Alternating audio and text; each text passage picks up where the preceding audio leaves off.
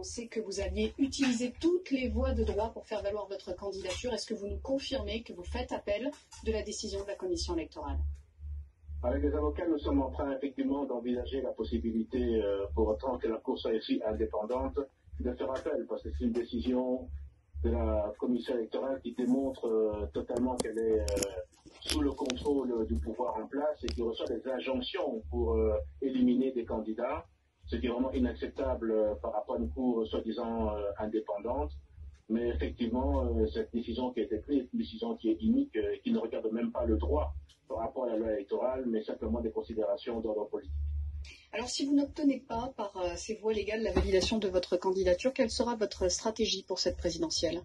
Mais c'est la démonstration totale que le peuple ne pourra pas avoir les dirigeants qu'il mérite et les dirigeants qu'ils ont choisis. Et simplement une parodie, je veux dire, de démocratie et d'élection, ce qui est vraiment la pire des choses que nous pourrions avoir encore dans notre pays, vu l'état actuel, je veux dire, la situation déjà tant politique, économique, sociale de notre pays. C'est une continuation simplement du régime qui est en place, qui voudrait se perpétuer par d'autres formes. C'est ça la conclusion que nous devrions donner. Est-ce que vous envisageriez un appel au boycott de cette élection? Je ne suis pas encore là. Laissons voir un peu les choses telles qu'elles vont se dérouler.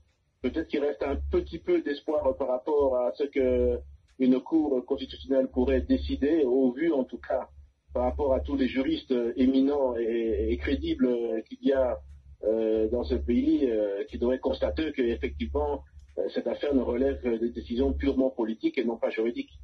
Un autre opposant, Moïse Katumbi, avait insisté sur une candidature unique de l'opposition à cette présidentielle. Jusqu'à présent, vous faisiez figure de favori pour porter cette candidature. Est-ce que cette stratégie d'union de l'opposition est toujours d'actualité ce soir?